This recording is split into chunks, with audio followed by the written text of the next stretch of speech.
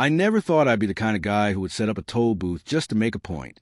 But when you've been pushed to your absolute limit, when a smug HOA president named Karen fines you 50 grand for rules she makes up on the spot, you start thinking less like a neighbor and more like a general planning for war.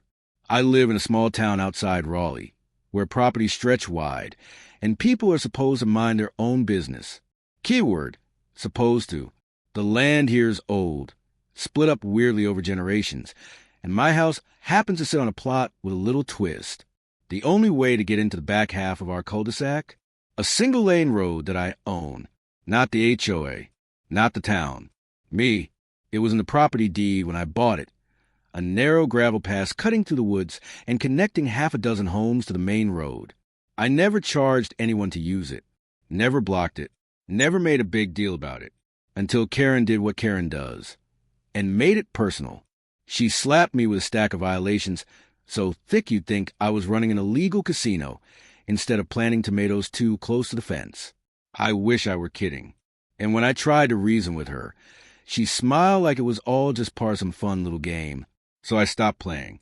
If you're watching this and you've ever had to deal with a neighborhood tyrant in pearls, you know exactly where this is headed.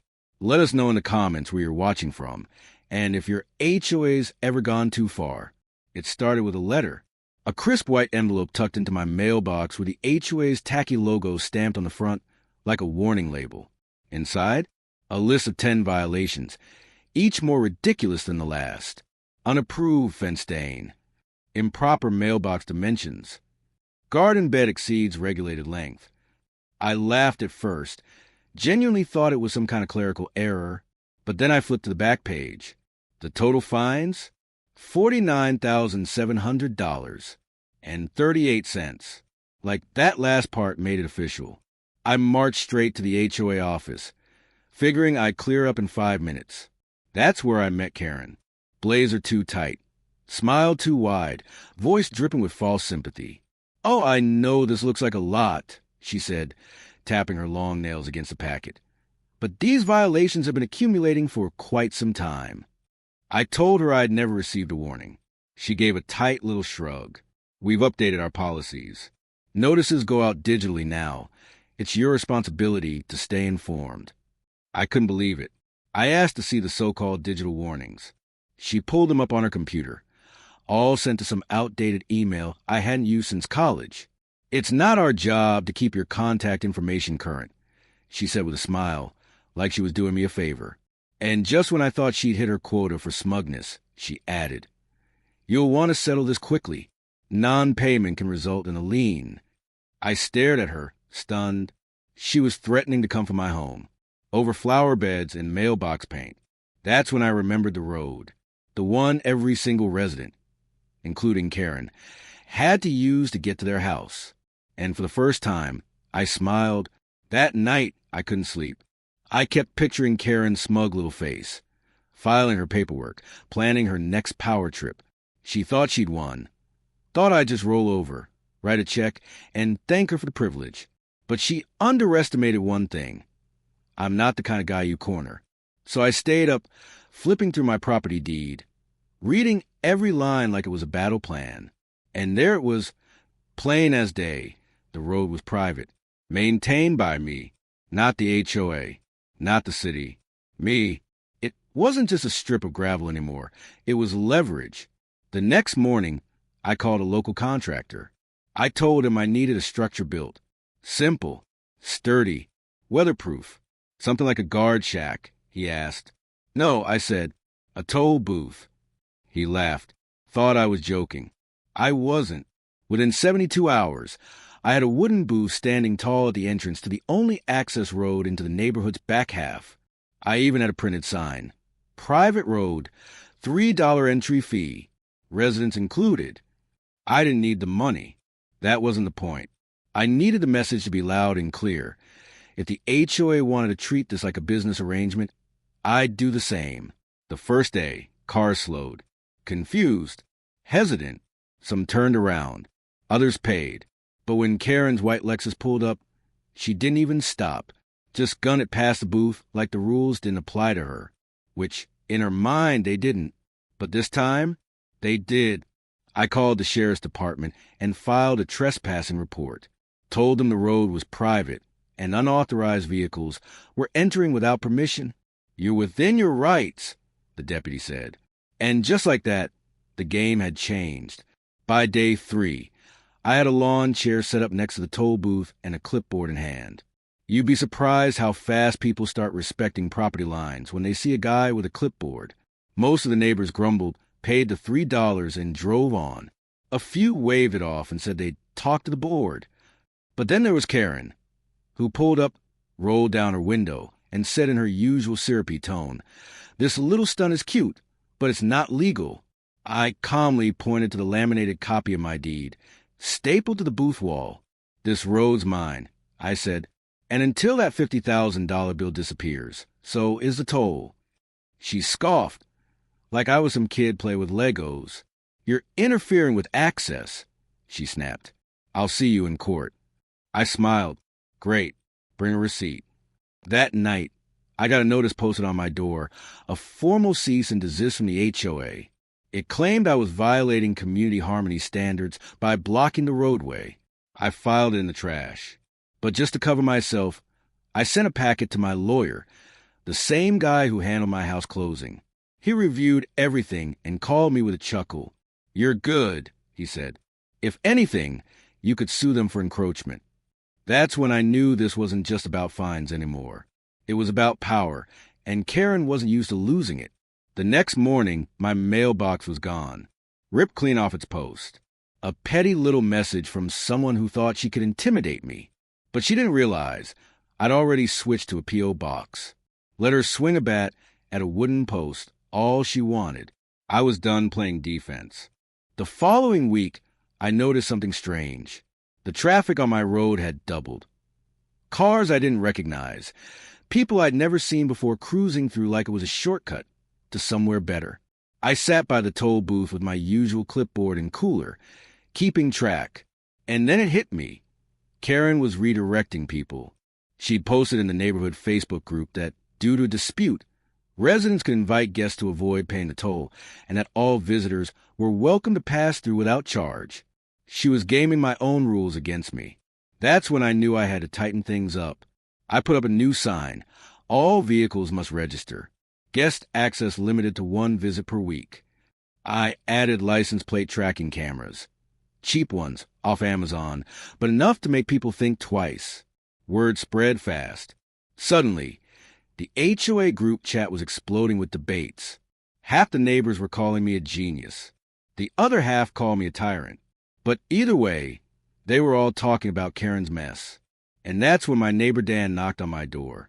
He's lived 2 doors down from me for 6 years. Vietnam vet, doesn't say much unless it matters. He handed me a folded sheet of paper and said, "Thought you should see this." She sent it to the wrong house. I opened it. It was an internal HOA memo written by Karen, urging board members to keep pressure on the road owner until he complies and suggesting they file fabricated complaints to discredit me with the county. My blood ran cold. This wasn't pettiness anymore. This was organized, malicious, illegal. And with that single sheet of paper in my hands, I realized something else too. Karen had just given me everything I needed to burn her whole little empire down. I scanned the memo at Dan's kitchen table, hands still shaking. It was typed, dated, and signed with her name at the bottom, like she didn't even care who saw it. She'd written in plain language that the board should target me aggressively and make life inconvenient enough to force compliance. My stomach turned. I'd known Karen was ruthless, but this was calculated sabotage. That night, I emailed the document to my lawyer. He called me the next morning. "This is gold," he said, "and it's going to change everything." We drafted a formal cease and desist against the HOA for harassment, then added a civil complaint, targeting Karen personally for defamation and abuse of authority. It wasn't just about the toll road anymore. It was about making her answer for the trail of intimidation she'd been laying for years. Word spread quickly. I didn't post anything, didn't need to, but neighbors started showing up unannounced. One by one, quietly. She fined me for having a truck in my driveway. One guy said, "Tried to evict my tenants," another whispered, And then came Martha, sweet, retired, runs a garden club, who looked me in the eye and said, she told me I couldn't fly an American flag on my porch. Said it was too political. That one nearly broke me. These people weren't just angry, they were scared. And suddenly, I saw the bigger picture. Karen had used her little HOA throne to bully everyone into silence. I was just the first to push back. Now they wanted in. Dan helped me organize a town hall. Unofficial, held in my own backyard. No rules, just voices. We called it the Road Back Meeting. And when I looked out that evening and saw 50 lawn chairs filling up, I knew this wasn't just my fight anymore. That backyard meeting changed everything. People who'd never spoken more than a neighborly way were suddenly opening up, telling stories I couldn't believe. A woman said Karen threatened to fine her $200 a day for having a therapy cat. A single dad got written up for installing a basketball hoop without architectural approval. Everyone had a story, and all roads led back to Karen. We weren't just neighbors anymore. We were witnesses, victims. And now, we were a team. Dan, being the quiet powerhouse he is, suggested we create a petition to formally remove Karen from the HOA board. We need 60% of homeowners to sign, he said, holding up the bylaws. That's 28 signatures. It felt impossible. But by the end of that weekend, we had 31. People were furious, not just at the petty fines or the threats, but at themselves for staying quiet so long, for letting her bully us into obedience. And once the fear cracked, the whole thing started crumbling. I sent the signed petition by certified mail to the HOA's lawyer. Karen would be legally required to step down unless she contested it. And knowing her, she would. But that was fine, because this time we had the paper trail. And just to make sure the county was watching, I filed a formal complaint with the zoning board. Turns out, Karen had approved construction on HOA land without proper permits. The kind of thing that doesn't just cost you a position, it can cost you everything. While we waited for the board's response, I left the toll booth right where it was. People still stopped by, not to pay but to talk, drop off cookies, share news. Our little stunt, as Karen had called it, had turned into a movement, and we weren't done yet. She showed up unannounced, just like I knew she would. It was the morning after the HOA's lawyer confirmed receipt of our petition, and the day before the official vote to remove her. Karen pulled up in her spotless Lexus, stepped out in heels too sharp for gravel, and marched right up to the toll booth. I was inside, sipping coffee, watching the steam curl against the cold morning air. "You think this is over?"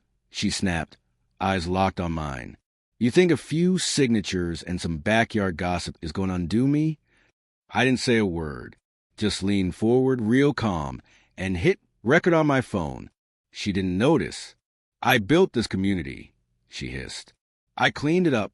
You think people cared about the rules before I came? I made this place valuable."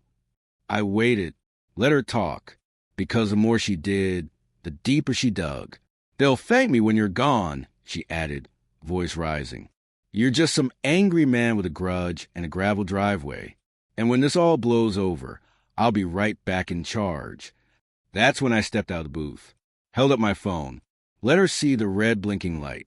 Her mouth froze mid-word.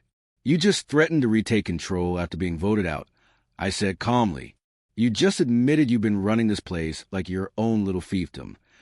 She lunged for the phone. I stepped back. "Go ahead," I said. "Add assault to the list." She stopped, just stood there, breathing hard, fury shaking in her hands. For the first time since this all started, Karen looked scared. Not because of me, but because she'd finally realized no one was following her anymore. She turned without a word, got in her car, and sped off. And just like that, her empire started to fall. The next few days felt like a thunderstorm rolling through, fast, loud, and impossible to ignore. The video of Karen's meltdown at the toll booth? Yeah, it made the rounds.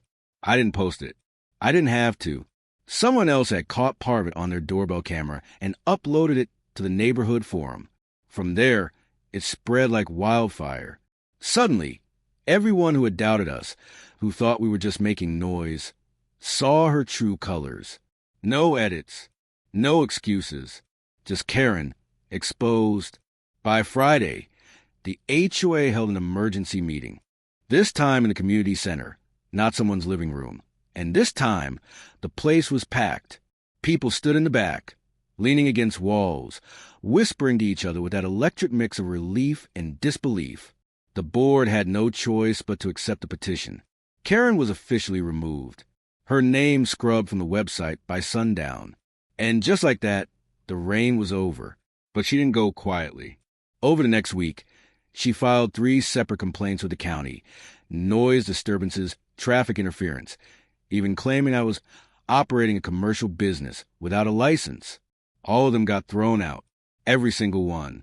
The county official handling the cases actually called me and said, "Is this the toll booth lady again?" I laughed for the first time in weeks. With her out, the board restructured. Dan was voted in as president. Martha joined too, flag and all. They passed a motion to forgive all ridiculous fines issued in the past year, and they even issued a formal apology to every resident targeted by Karen's campaigns. As for the toll booth, I left it standing. No fee, just a sign, private road, community welcome. Because in the end, that little booth wasn't about money.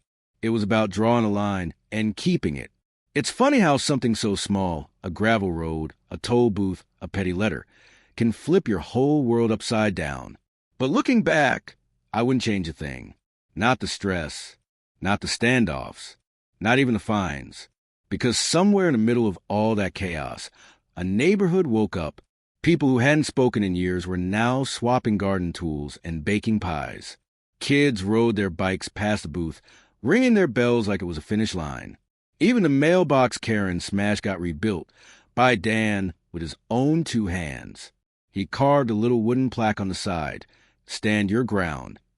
I left it there, a reminder, not just of the fight, but of what it gave us. Peace, sure, but more than that, pride. I started walking the road every morning.